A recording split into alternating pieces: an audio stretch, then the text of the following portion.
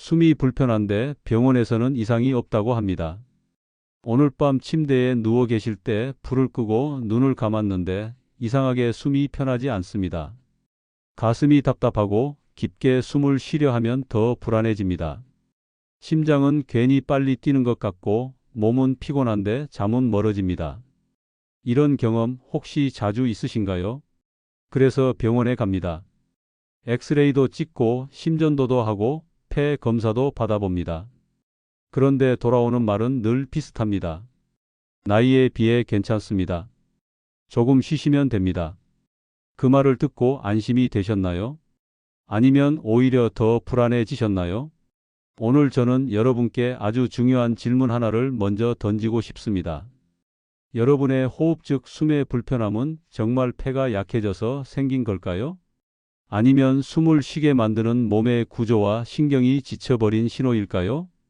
결론부터 말씀드리겠습니다. 중장년 이후 나타나는 숨 가쁨과 수면 불편은 폐 자체의 문제보다 몸의 움직임과 자율신경의 균형이 무너진 상태에서 시작되는 경우가 많습니다. 이 말이 무슨 뜻인지, 그리고 왜 병원 검사에서는 잘 드러나지 않는지 오늘 이 이야기에서 차분히 풀어드리겠습니다. 지금부터는 라디오를 듣듯이 편하게 들으셔도 됩니다.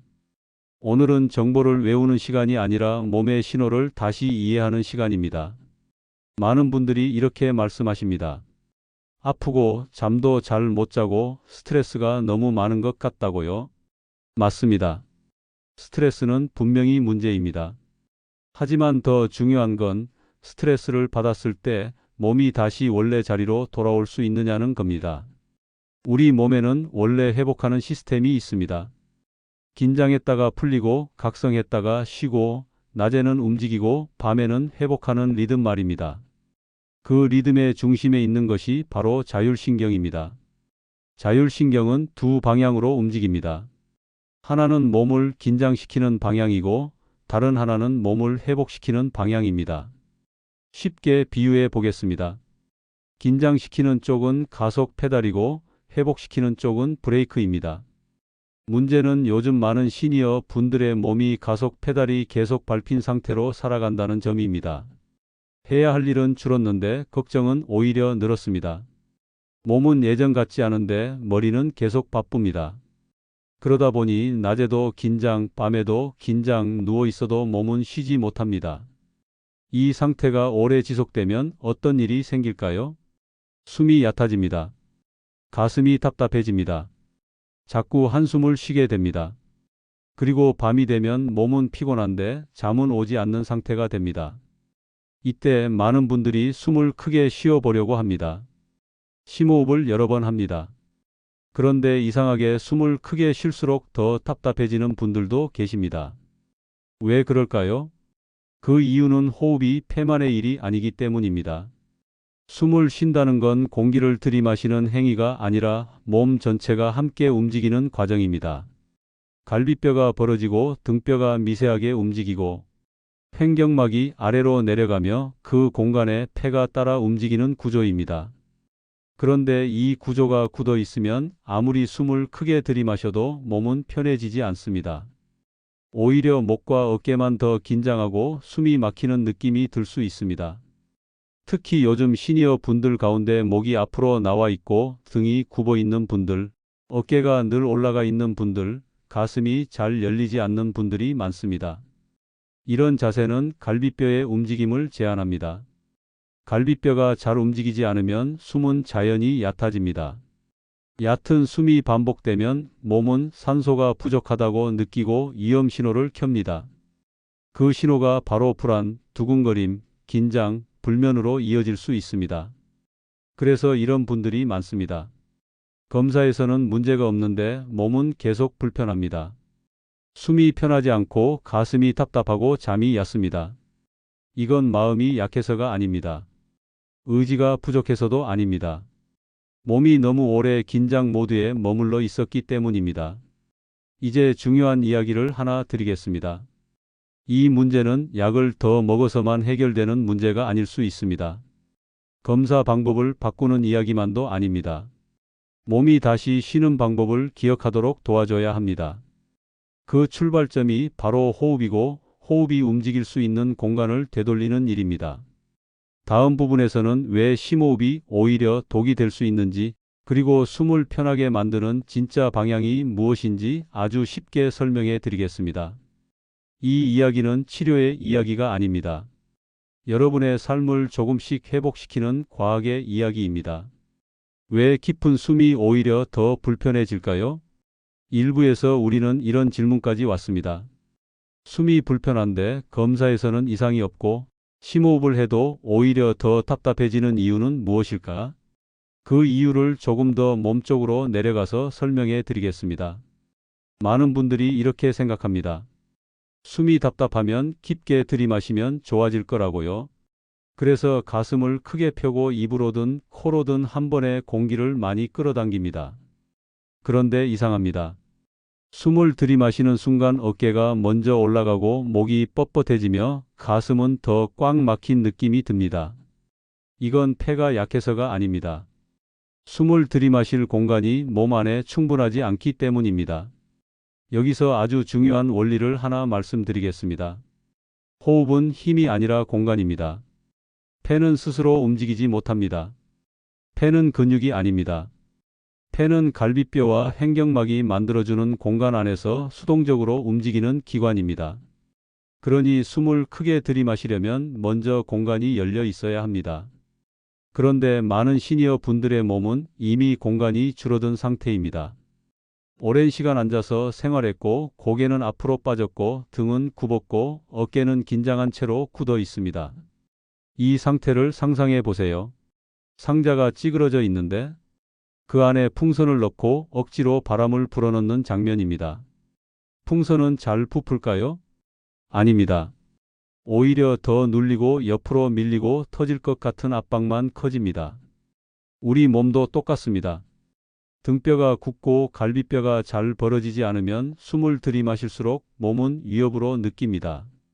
그래서 목 근육과 어깨 근육이 대신 일을 합니다. 이 근육들은 숨쉬기 위한 근육이 아니라 위험에 대비하기 위한 근육입니다. 이 근육이 많이 쓰이기 시작하면 몸은 이렇게 반응합니다. 지금 안전하지 않다. 긴장해야 한다. 그 결과가 두근거림이고 답답함이고 불안입니다. 그래서 어떤 분들은 숨을 의식하는 순간 더 불안해집니다. 심지어 어지럽기도 합니다. 이걸 보고 자신이 약해졌다고 생각하시는 분들이 많습니다. 절대 그렇지 않습니다. 몸이 너무 오래 경계 상태에 있었던 겁니다. 여기서 또 하나의 오해를 짚고 가야 합니다. 많은 분들이 복식 호흡을 하면 좋다고 들었습니다. 그래서 배를 최대한 부풀리려고 합니다. 숨을 들이마시면서 배를 앞으로 밀어냅니다. 하지만 이것도 상황에 따라 오히려 부담이 될 수 있습니다. 왜냐하면 복식 호흡이라는 말은 배만 움직이라는 뜻이 아니기 때문입니다. 정확히 말하면 갈비뼈와 횡격막이 자연스럽게 아래로 내려가면서 그 결과로 배가 따라 나오는 것이어야 합니다. 그런데 갈비뼈와 등뼈가 굳은 상태에서 배만 억지로 밀어내면 허리와 복부에 힘이 과도하게 들어가고 몸은 또 다른 긴장을 만들 수 있습니다. 그래서 호흡에서 가장 먼저 봐야 할 것은 얼마나 크게 쉬느냐가 아니라 어디가 움직이느냐입니다. 여러분께 질문 하나 드리겠습니다. 숨을 들이마실 때 여러분의 몸에서 가장 먼저 움직이는 곳은 어디인가요? 가슴 위인가요? 어깨인가요? 아니면 옆구리와 등인가요? 연구 보고들을 보면 편안한 호흡을 하는 사람들은 숨을 들이마실 때 옆구리와 등 쪽 갈비뼈가 아주 미세하게 먼저 움직입니다. 반대로 숨이 불편한 사람들은 가슴과 어깨가 먼저 들썩입니다. 이 차이는 호흡 습관의 차이이자 자율신경 상태의 차이입니다. 그래서 저는 숨이 불편한 분들께 이렇게 말씀드립니다. 깊게 쉬려고 하지 마세요. 대신 조용하게 쉬세요. 조용하다는 건 숨의 양이 아니라 숨의 소리와 속도입니다. 특히 중요한 건 내쉬는 숨입니다. 들이마시는 숨은 몸을 깨우는 방향으로 작용하고 내쉬는 숨은 몸을 내려놓는 방향으로 작용합니다. 그런데 많은 분들이 들이마시는 데만 집중합니다. 내쉬는 숨은 그냥 흘려보냅니다. 이렇게 되면 몸은 계속 켜진 상태로 머무릅니다. 숨을 편하게 만들고 싶다면 들이마시는 숨을 키우려고 하지 말고 내쉬는 숨을 길게 만들어야 합니다. 아주 조금만 기에 억지로 참지 말고 자연스럽게, 예를 들어 코로 숨을 들이마실 때 셋을 센다면 내쉴 때는 넷이나 다섯 정도로 조금만 늘려보는 겁니다. 이렇게 하면 몸은 서서히 속도를 낮춥니다. 심장은 조금씩 느려지고 근육은 조금씩 힘을 놓고 자율신경은 회복적으로 방향을 틉니다. 이건 마음의 문제가 아니라 신경의 반응입니다. 그래서 의지로 애쓰지 않아도 방향만 맞추면 몸은 반응하기 시작합니다. 이제 다음 질문이 생길 겁니다. 그럼 이 호흡을 언제 해야 할까요? 항상 의식하고 살아야 할까요? 아닙니다. 그럴 필요도 없고 그렇게 하면 오히려 피곤해집니다. 중요한 건 타이밍입니다. 하루 중 어디에서 이 호흡을 써야 하는지, 그리고 수면과 어떻게 연결되는지 아주 현실적인 생활 루틴으로 풀어드리겠습니다.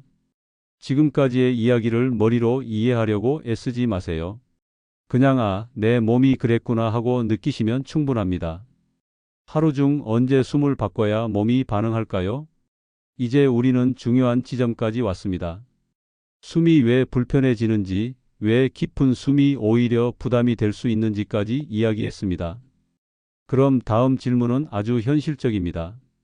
이 호흡을 도대체 언제 해야 하느냐는 겁니다. 하루 종일 신경 쓰고 살아야 하느냐는 거죠. 결론부터 말씀드리겠습니다. 그럴 필요 없습니다.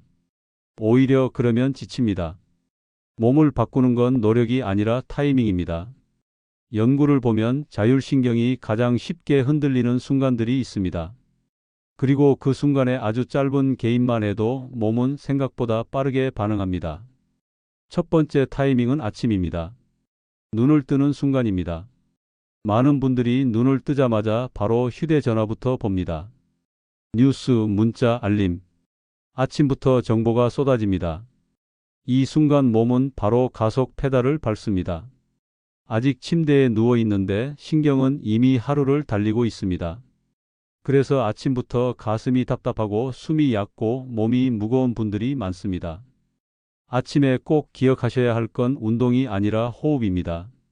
일어나기 전에 아직 누워 있을 때 코로 숨을 작게 들이마시고 코로 조금 더 길게 내쉬어 보세요. 딱 5번이면 충분합니다. 크게 하지 마세요. 조용하게. 이 짧은 호흡이 밤의 긴장 모드에서 낮의 활동 모드로 부드럽게 넘어가게 도와줄 수 있습니다. 그리고 일어날 때 몸을 벌떡 세우지 말고 잠깐 앉아서 어깨를 귀에서 멀어지게 숨과 함께 내려놓는 느낌을 한 번만 느껴보세요. 이게 아침 준비입니다. 두 번째 타이밍은 낮입니다. 낮에는 많은 분들이 이렇게 생각합니다. 낮은 참아야 하는 시간이라고요. 몸이 불편해도 해야 할 일이 있으니까 참고 숨이 답답해도 밤에 쉬면 되니까 버팁니다. 그런데 이 버팀이 밤을 망칩니다. 낮에 쌓인 긴장은 밤에 갑자기 사라지지 않습니다. 낮에 풀어주지 않으면 밤에 더 크게 나타납니다. 그래서 낮에는 완벽한 자세를 유지하려고 하지 마세요. 그건 오래 못 갑니다. 대신 중간중간 풀어주는 습관이 필요합니다. 1시간에 한 번이면 충분합니다. 의자에 앉아서 숨을 내쉬면서 갈비뼈가 아래로 내려오는 느낌을 한 번만 느껴보세요. 들이마시는 숨이 아니라 내쉬는 숨입니다. 내쉬는 숨에 어깨가 내려가고 등이 살짝 편해지는 그 순간, 이 짧은 순간이 자율신경의 브레이크를 한 번 밟아주는 역할을 합니다. 이걸 하루에 몇 번만 반복해도 몸은 오늘은 너무 위험하지 않다는 신호를 받기 시작합니다. 세 번째 타이밍은 저녁입니다. 특히 운동을 하시는 분들은 여기서 방향을 바꾸셔야 합니다. 많은 분들이 운동을 시작하자마자 힘부터 줍니다. 속도부터 올립니다. 그런데 몸이 이미 긴장된 상태에서 강도를 바로 올리면 호흡은 더 얕아질 수 있습니다. 그래서 운동 전에는 꼭 준비 호흡이 필요합니다. 서서든 앉아서든 코로 숨을 들이마시며 옆구리가 아주 조금 넓어지고 코로 내쉬며 그 공간이 천천히 돌아오게 둡니다. 이걸 몇 번만 하고 나서 걷거나 움직이기 시작하면 운동이 몸을 망치지 않고 돕는 방향으로 갈 가능성이 커집니다. 그리고 마지막 가장 중요한 타이밍이 남아 있습니다. 바로 밤입니다. 밤은 의지로 버티는 시간이 아니라 조건을 만들어야 하는 시간입니다. 잠은 노력하면 오는 것이 아닙니다.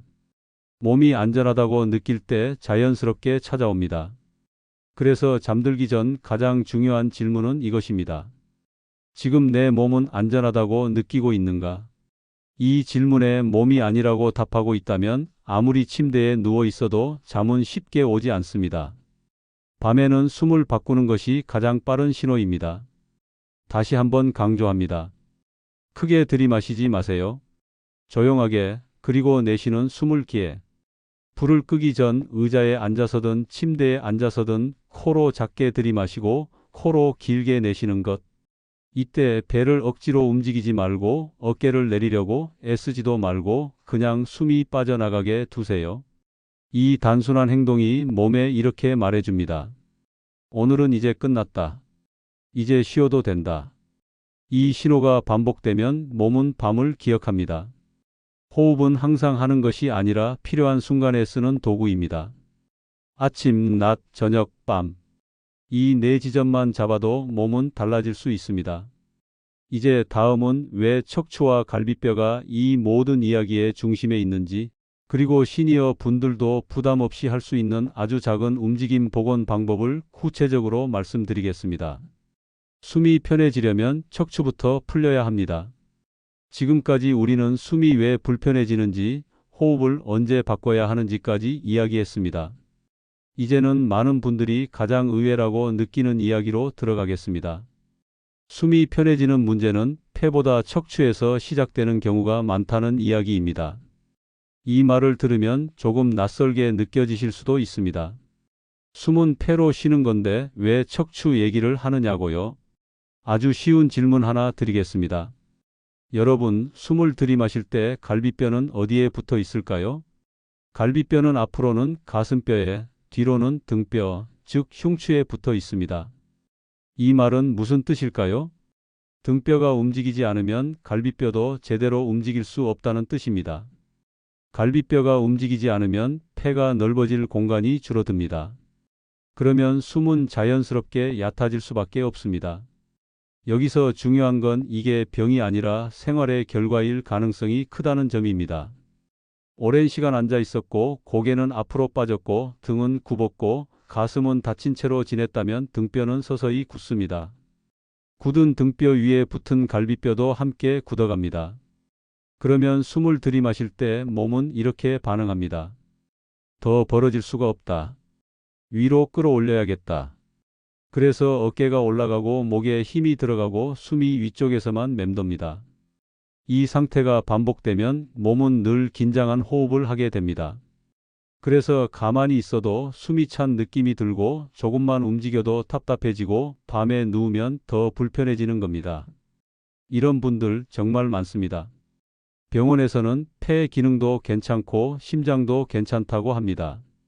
그런데 몸은 계속 힘듭니다. 하지만 이건 노력의 문제가 아니라 방향의 문제일 수 있습니다. 숨이 불편한 분들께 늘 강조하는 말이 하나 있습니다. 숨을 바꾸려 하지 말고 숨이 지나가는 길을 먼저 넓히자. 그 길이 바로 등뼈와 갈비뼈입니다. 여기서 중요한 건 큰 운동이 아닙니다. 무리한 스트레칭도 아닙니다. 시니어에게 필요한 건 아주 작은 움직임으로 몸에 다시 신호를 주는 겁니다. 의자에 앉아 계신다고 가정해 보세요. 허리를 곱게 세우려고 애쓰지 말고 편안하게 앉습니다. 숨을 내쉬면서 등 가운데가 아주 살짝 둥그러지는 느낌을 줍니다. 정말 아주 조금입니다. 그 다음 코로 숨을 들이마시면서 등 가운데가 조금 펴지는 느낌을 줍니다. 이때 허리를 꺾지 않습니다. 가슴을 과하게 내밀지도 않습니다. 그냥 등 가운데가 숨에 맞춰 열렸다 닫혔다 하는 느낌만 찾습니다. 이게 바로 흉추가 숨과 다시 연결되는 연습입니다. 이 동작을 몇 번만 해도 어떤 분들은 이렇게 말씀하십니다. 등이 좀 편해진 것 같아요. 숨이 내려가는 느낌이 있어요. 이게 중요한 변화입니다. 또 하나 소개해 드리겠습니다. 옆구리는 숨의 숨은 통로입니다. 많은 분들이 숨을 가슴으로만 쉬지만 편안한 호흡은 옆구리와 등으로도 퍼집니다. 의자에 앉아서 한 손을 옆구리에 올려보세요. 숨을 들이마실 때 그 손이 아주 조금 밀려나는 느낌. 그리고 숨을 내쉴 때 그 손이 천천히 돌아오는 느낌. 이걸 느끼는 것만으로도 갈비뼈는 다시 움직일 준비를 합니다. 여기서 중요한 점 하나 짚고 가겠습니다. 이건 운동이 아닙니다. 열심히 할 필요도 없고 땀날 이유도 없습니다. 이건 몸에게 말 걸기입니다. 지금까지 너무 굳어 있었구나. 조금씩 움직여도 괜찮아. 이 메시지를 몸에 전달하는 과정입니다. 몸은요, 안전하다고 느껴야 풀립니다. 억지로 늘리면 더 버팁니다. 그래서 작게, 부드럽게, 자주가 원칙입니다. 하루에 한 번이 아니라 하루에 몇 번 잠깐씩이 더 좋습니다. 의자에서 일어나기 전 잠깐, 식사 후 잠깐, 잠들기 전 잠깐 이렇게 나눠서 주는 게 몸에는 훨씬 부담이 적습니다. 그리고 이 작은 변화가 숨을 바꾸고 숨이 바뀌면 자율신경이 따라옵니다. 꼭 기억하셔야 할 문장은 이것입니다. 숨을 고치려 하지 말고 숨이 지나는 길을 먼저 열어주자. 이제 다음은 이 모든 이야기를 하루 전체 루틴으로 아주 간단하게 정리해 드리겠습니다. 복잡하지 않게 이것만 해도 충분하다는 확신을 드리는 마무리입니다. 이 세 가지만 기억하셔도 충분합니다. 첫째, 숨이 불편할 때 나를 탓하지 마세요. 이 말을 꼭 드리고 싶었습니다. 숨이 답답해지고 가슴이 막히는 느낌이 들고 잠이 잘 안 오면 많은 분들이 스스로를 탓합니다. 나이가 들어서 그런가 보다. 내가 약해진 건가 보다. 마음이 문제인가 보다. 하지만 오늘 이야기에서 보셨듯이 이건 의지의 문제가 아닙니다. 성격의 문제도 아닙니다. 몸이 너무 오래 긴장한 상태로 버텨왔다는 신호일 수 있습니다. 그 신호를 겁낼 필요는 없습니다. 이제 알아차렸다면 그때부터 방향을 바꾸면 됩니다. 둘째, 숨을 바꾸려 하지 말고 내쉬는 숨부터 길게 하세요. 많은 분들이 숨이 불편해질수록 더 크게 들이마시려고 합니다. 하지만 오늘 기억하셔야 할 건 들이마시는 숨이 아니라 내쉬는 숨입니다. 숨을 내쉴 때 몸은 내려옵니다. 속도가 느려집니다. 긴장이 풀릴 준비를 합니다. 코로 작게 들이마시고 코로 조금 더 길게 내쉬는 것. 이것만으로도 몸은 이제 괜찮아도 된다는 신호를 받기 시작합니다. 억지로 하지 마세요. 잘하려고도 하지 마세요. 그냥 오늘은 이 정도면 된다라는 마음으로 하시면 됩니다. 셋째, 하루에 한 번 몸에게 괜찮다고 말해주세요. 등과 갈비뼈 이야기 기억나시죠? 숨은 몸 전체의 움직임입니다. 그래서 하루에 한 번만이라도 의자에 앉아서 숨에 맞춰 등이 아주 조금 열렸다 닫히는 느낌, 옆구리가 아주 조금 넓어졌다 돌아오는 느낌을 느껴보세요. 이건 운동이 아닙니다. 교정도 아닙니다. 몸에게 이렇게 말해주는 시간입니다. 그동안 고생했다. 이제 조금 풀려도 된다. 이 말을 몸이 이해하면 숨은 자연스럽게 따라옵니다. 여러분, 오늘 이 영상에서 저는 어떤 기적 같은 이야기를 하지 않았습니다. 특별한 기구도 어려운 운동도 대단한 비법도 없습니다. 대신 여러분 몸이 원래 가지고 있던 회복의 방향을 다시 알려드렸을 뿐입니다. 건강은 갑자기 좋아지는 일이 아니라 조용히 회복되는 과정입니다. 그리고 그 과정은 생각보다 아주 작은 습관에서 시작됩니다. 오늘 밤 잠자리에 들기 전에 딱 한 가지만 해보세요. 코로 숨을 작게 들이마시고 코로 길게 내쉬기. 그때 어깨를 내쉬는 숨에 같이 내려놓는 느낌. 이 3분이 오늘 하루를 정리하는 충분한 시간입니다. 이 채널에서는 이런 이야기를 계속 이어가려고 합니다. 겁주는 이야기 말고, 과장된 이야기 말고, 지금 내 몸을 이해하고 오늘 할 수 있는 것들을 차분하게 나누는 이야기들입니다. 만약 오늘 이야기가 조금이라도 도움이 되셨다면 다음 영상에서도 이어서 같이 이야기해 보겠습니다. 여러분의 몸은 생각보다 훨씬 잘 회복하는 힘을 가지고 있습니다. 오늘은 여기까지 하겠습니다. 다음 이야기에서 다시 뵙겠습니다. 감사합니다.